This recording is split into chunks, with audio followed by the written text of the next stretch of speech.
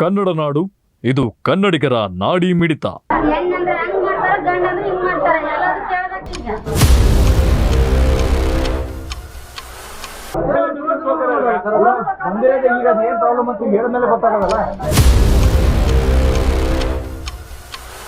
ಬಾಣಂತಿಯರ ಸರಣಿ ಸಾವಿಗೆ ಕಾರಣವಾದ ಕಾಂಗ್ರೆಸ್ ಸರ್ಕಾರಕ್ಕೆ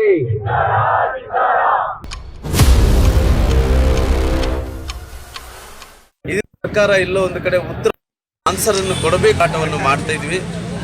ಈ ಹೋರಾಟ ಏನಿದೆನೋ ಉಪವಾಸ ಸತ್ಯಾಗ್ರಹ ಎಲ್ಲಿ ತನಕ ಕೂಡ ಈ ಸರಣಿಯ ಬಾಣಂತಿಯರ ಸಾವು ನಿಲ್ಲಲ್ಲನೋ ಅಲ್ಲಿ ತನಕ ಈ ಹೋರಾಟವನ್ನು ಮುಂದಕ್ಕೆ ತಗೊಂಡು ಹೋಗ್ಬೇಕನ್ನಂಥ ತೀರ್ಮಾನವನ್ನು ನಮ್ಮ ನಾಯಕರೆಲ್ಲರೂ ಕೂಡ ತಗೊಂಡಿರೋ ಕಾರಣ ಇವತ್ತು ಅಧ್ಯಕ್ಷರು ನಾನು ಸಮ್ಮುಖದಲ್ಲಿ ಇವತ್ತು ಇಬ್ಬರು ಕೂಡ ಉಪವಾಸ ನಿಂತು ಈ ಸತ್ಯಾಗ್ರಹವನ್ನು ಮುಂದುವರಿಸ್ತಾ ಇದ್ವಿ.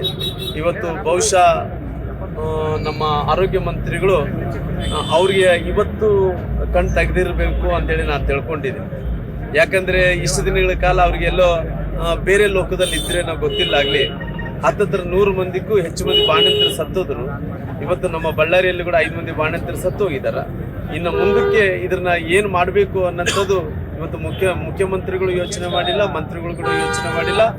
ಎಲ್ಲೋ ಒಂದು ಕಡೆ ನಾಳೆ ಮುಖ್ಯಮಂತ್ರಿಗಳು ಸಿರುಗುಪ್ಪಾಗಿ ಏನೋ ಬರ್ತಾ ಇದ್ದಾರಂತೆ. ಇವತ್ತು ನಾಳೆ ಕಾರ್ಯಕ್ರಮಕ್ಕೆ ಅಟೆಂಡ್ ಆಗಬೇಕು, ಸೆಷನ್ಗೆ ಹೋದ್ರಿಗೆ ಅಲ್ಲಿ ಉತ್ತರ ಕೊಡಬೇಕು ಅನ್ನೋಂಥ ಕಾರಣದಿಂದ ಮಂತ್ರಿಗಳು ಎಲ್ಲರೂ ಕೂಡ ಬಂದು ಹೋಗ್ತಾ ಇದ್ದಾರಂತೆ. ಬರಲಿ, ನಾನೇನು ಯಾರು ಕೂಡ ಬರೋವಂಥವ್ರನ್ನ ಬ್ಯಾಡ್ ಅನ್ನೋಕ್ಕೆ ಹೋಗಲ್ಲ.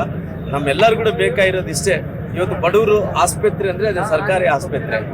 ಇವತ್ತು ಬಡವರು ಬಂದು ಇವತ್ತು ರೊಕ್ಕ ಕೊಡೋಕೆ ಆಗಲ್ಲ ಅನ್ನೋಂಥ ಕಾರಣದಿಂದ ಖಾಸಗಿ ಆಸ್ಪತ್ರೆಗೆ ಹೋಗ್ಲಾರ್ದಂತೆ ಗೌರ್ಮೆಂಟ್ ಆಸ್ಪತ್ರೆಗೆ ಬಂದು ಅಡ್ಮಿಟ್ ಆಗಿ ಕೆಲವೊಂದು ಸಿಜರನ್ ಆಪರೇಷನ್ ಆಗ್ತಾವೆ, ಕೆಲವೊಂದು ನಾರ್ಮಲ್ ಡೆಲಿವರಿ ಆಗ್ತಾವೆ. ಆ ಡೆಲಿವರಿ ಆಗೋಂಥ ಒಂದು ನಂಬಿಕೆ ಇದ್ದಂಥ ಆಸ್ಪತ್ರೆ ಇದು ಸರ್ಕಾರಿ ಆಸ್ಪತ್ರೆ.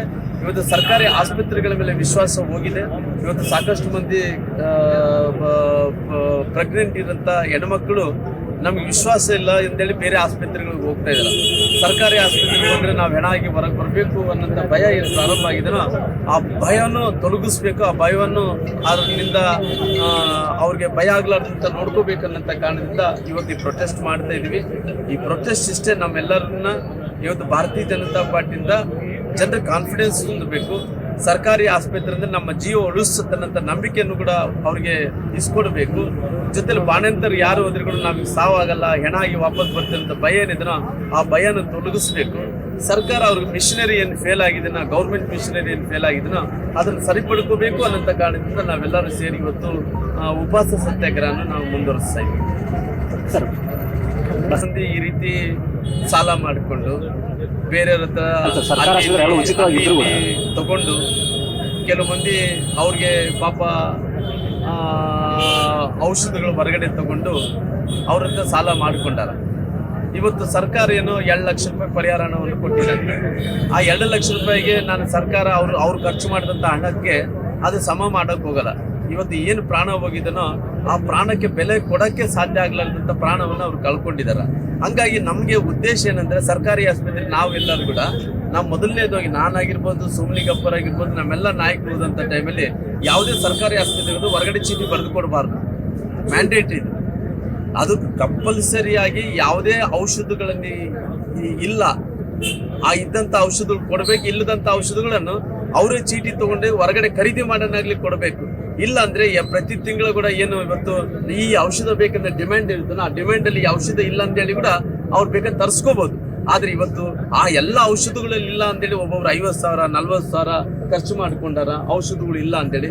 ಇದೆಲ್ಲ ಕೂಡ ತಪ್ಪು ಏನು ನೋಡಿಸುತ್ತಂದ್ರೆ ಈಗ ಸರ್ಕಾರದ ಮಂತ್ರಿಗಳು ತಪ್ಪು ಅಂತೇಳಿ ನೋಡಿಸ್ಕೊಡ್ತದೆ. Because of negligence of the government, negligence of the ministry only ಇಷ್ಟೆಲ್ಲ ಆಗಲಿಕ್ಕೆ ಕಾರಣ ಆಗಿದೆ. ಹಂಗಾಗಿ ಇವೆಲ್ಲ ಸರಿಪಡಬೇಕು ಅನ್ನೋಂಥ ಕಾರಣದಿಂದ ಮುಂದಕ್ಕೆ ಯಾವ ಬಾಣಂತಿರುಗಳು ಸಾವು ಆಗಬಾರ್ದು ಅನ್ನೋಂಥ ಕಾರಣದಿಂದ ಇವತ್ತು ಉಪವಾಸ ಸತ್ಯಾಗ್ರಹವನ್ನು ನಾವು ಮಾಡ್ತಾ ಇದ್ದೀವಿ. ಸರ್, ಈವನ್ ಬ್ಲಡ್ ಟೆಸ್ಟ್ ಮತ್ತೆ ಸ್ಕ್ಯಾನಿಂಗ್ ಹೊರಗಡೆ ಬರೆದು ಕೊಡ್ತಾ ಇದ್ದಾರೆ ಸರ್.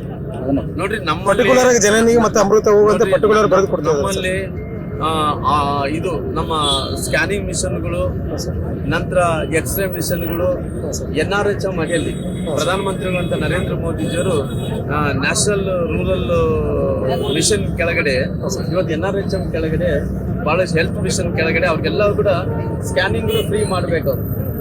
ಎಲ್ಲರೂ ಕೂಡ ಪೀಪಲ್ ಕಾಲ್ ಸ್ಕ್ಯಾನಿಂಗ್ ಫ್ರೀ ಮಾಡಬೇಕು, ಎಕ್ಸ್ರೇ ಫ್ರೀ ಮಾಡಬೇಕು. ಸರ್ಕಾರಿ ಆಸ್ಪತ್ರೆಗೆ ಬಂದರೆ 1 ರೂಪಾಯಿ ಕೂಡ ಖರ್ಚಾಗ್ಲಾರ್ದಂತೆ ಅವ್ರು ಫ್ರೀ ಆಗಿ ಬರಬೇಕು, ಫ್ರೀ ಆಗಿ ಮನೆಗೆ ಹೋಗ್ಬೇಕು. ಆ ಫೆಸಿಲಿಟಿ ಮಾಡಿಕೊಡ್ಬೇಕಾಯ್ತು. ಬಿಕಾಸ್ ಆಫ್ ಇವರು ಏನು ನೋಡ್ಕೊಳ್ಳೋದಕ್ಕೋಸ್ಕರವಾಗಿ ಇವರು ಮಂತ್ರಿಗಳಿಗೆ ಇವತ್ತು ಸತ್ರೆ ಬಂದಿಲ್ಲ, ಇವತ್ತು ಸತ್ರನೇ ಬಳ್ಳಾರಿಗೆ ಬಂದಿಲ್ಲ. ಆ ಜಿಲ್ಲಾ ಮಂತ್ರಿಗಳು ಅಂತಾರೆ ಎಲ್ಲಿದನ್ನ ಗೊತ್ತಿಲ್ಲ. ಆತ ಜಿಲ್ಲಾ ಮಂತ್ರಿಗಳು ದೊಡ್ಡ ಮನುಷ್ಯ ಆತ, ಅದಕ್ಕೆ ಟೈಮ್ ಇಲ್ಲ. ಮುಖ್ಯಮಂತ್ರಿಗಳ ಟೈಮ್ ಆಯ್ತಾಗಿಲ್ಲ, ಅದಕ್ಕೆ ಟೈಮ್ ಇಲ್ಲ. ಅಂತ ಮನುಷ್ಯ ಜಿಲ್ಲಾ ಮಂತ್ರಿಗಳು, ಅಂತ ಮಂಚೂರು ರಾಜ್ಯದ ಆರೋಗ್ಯ ಮಂತ್ರಿಗಳು. ಹಂಗಾಗಿ ನಾವು ಬೀದಿ ಇಳಿದು ಹೋರಾಟ ಮಾಡಬೇಕಾದ್ರೆ ಭಾರತೀಯ ಜನತಾ ಪಾರ್ಟಿಯಿಂದ ಬೀದಿ ಇಳಿದು ಹೋರಾಟವನ್ನು ಮಾಡ್ತಾ ಇದ್ದೀವಿ. ನೀವೇ ಡಾಕ್ಟರ್ ಮೇಡಮ್ ಅವರೇ ಅರ್ಥ ಅವ್ರೇನ ಪೋಸ್ಟ್ ಮಾರ್ಟಮ್ ರಿಪೋರ್ಟ್ ಎಲ್ಲಿದ್ದಾವ್ ನೋಡ್ಸ್ಕೊಳ್ಬೇಕಲ್ಲ. ಇವತ್ತು ನಾನು ಇಷ್ಟು ಮಂದಿ ಸತ್ತಾರಲ್ಲ, ಮತ್ತಾಗೆ ಇವತ್ತು ಇಷ್ಟು ಮಂದಿ ಸತ್ತಾರಲ್ಲ, ಪೋಸ್ಟ್ ಮಾರ್ಟಮ್ ರಿಪೋರ್ಟ್ ಎಲ್ಲಿದೆ ಇವರಿಗೆ ಎಲ್ಲ? ಇವತ್ತು ಪೋಸ್ಟ್ ಮಾರ್ಟಮ್ ಅಂತ ಕಂಪಲ್ಸರಿ ಆಸ್ಪತ್ರೆದಲ್ಲಿ ಸತ್ರೆ ಪೋಸ್ಟ್ ಮಾರ್ಟಮ್ ಮಾಡ್ಬೇಕಲ್ಲ ಇವರು, ಮಾಡಲೇಬೇಕು. ಏನಮ್ಮ ಡಾಕ್ಟರ್ ಪೋಸ್ಟ್ ಮಾರ್ಟಮ್ ಮಾಡ್ಬೇಕಲ್ಲ ಇವರು? ಪೋಸ್ಟ್ ಮಾರ್ಟಮ್ ಮಾಡಿ ಎಲ್ಲಿದೆ ರಿಪೋರ್ಟ್ಸ್ ಎಲ್ಲಿದೆ ನೋಡ್ಸ್ ಅಂತ ಹೇಳಿ ಸುಮ್ಮನೆ ಎಲ್ಲ ಒಂದು ಕಡೆ ಪೋಸ್ಟ್ ಮಾರ್ಟಮ್ ಮುಚ್ಚಾಕಂತ ಕೆಲಸ ಮಾಡ್ತಾ ಇದಾರೆ ಅಂದ್ರೆ ಎಷ್ಟು ಕಾನ್ಸ್ಪಿರಸಿ ಇದೆ ಅಂತ ಹೇಳಿ ಯೋಚನೆ ಮಾಡಿ. Totally conspiracy. ಸರ್, ಯಾವ ತನಿಖೆ ಅಲ್ಲ, ಅದು ಸಿಬಿಐಗೆ ತನಿಖೆ ಆಗಬೇಕು. 1 ಕೋಟಿ ರೂಪಾಯಿ ಕೊಡ್ಬೇಕಂದ್ರೆ ಮುಂಚೆ ಹೇಳ್ತಾ ಇದ್ದೀನಿ. ಇದು ಕಾನ್ಸ್ಪಿರಸಿ ಅಂತ ನಡೀತಾ ಇದೆ. ಹಂಗಾಗಿ ಇವತ್ತು ಸಾಕಷ್ಟು ಮಂದಿ ಸತ್ತೋರ್ನ ಬೇರೆ ಕಾಯಿಲೆದಿಂದ ಸತ್ತಾರ ಅಂತೇಳಿ ಅವರೇ ಜಾಯಿಂಟ್ ಮಾಡ್ತಾರೆ. ಅವರು ಕಾಸ್ ಆಫ್ ಪ್ರೆಗ್ನೆನ್ಸಿ ಇದ್ರೆ ಕೂಡ ಬೇರೆ ಬೇರೆ ಕಾಯಿಲೆಗಳು ಸುತ್ತುತ್ತಾರೆ. ಸರ್ಕಾರ ಆಸ್ಪತ್ರೆ ಅಂತ ಒಂದ್ ರೀತಿಯಲ್ಲಿ ಸಾವಿನ ಮನೆ ಆಗಿದೆ. ಅಂದ್ರೆ ಸರ್ಕಾರಿ ಆಸ್ಪತ್ರೆ ಅಂದ್ರೆ ಸರ್ಕಾರಿ ಕೆಲಸ, ದೇವ್ರ ಕೆಲಸ. ಸರ್ಕಾರಿ ಆಸ್ಪತ್ರೆ ಅದು ನಮ್ಮೆಲ್ಲರೂ ಮನೆ ಇಲ್ಲದಂತ ಆಸ್ಪತ್ರೆ ಇದ್ದಂತೆ.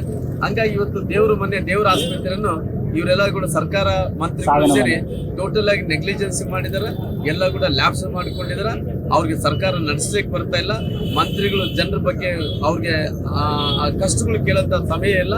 ಅಂತವರು ಮಂತ್ರಿಗಳಾದ್ರೆ ನಮ್ಮ ರಾಜ್ಯದ ಜನರ ಪರಿಸ್ಥಿತಿ ಏನಾಗುತ್ತೆ ಅಂತ ಹೇಳಿ ಅರ್ಥ ಮಾಡ್ಕೋಬೇಕಂತ ತಿಳಿಸ್ತೀನಿ. ನೀವಿನ್ನು ಕನ್ನಡ ನಾಡು ವಾಹಿನಿಯನ್ನ ಸಬ್ಸ್ಕ್ರೈಬ್ ಮಾಡಿಕೊಂಡಿಲ್ವಾ? ಈಗಲೇ ಸಬ್ಸ್ಕ್ರೈಬ್ ಮಾಡಿ, ಬೆಲ್ ಐಕಾನ್ ಅನ್ನ ಒತ್ತಿ ನೋಟಿಫಿಕೇಶನ್ಗಳನ್ನ ಪಡೆಯಿರಿ.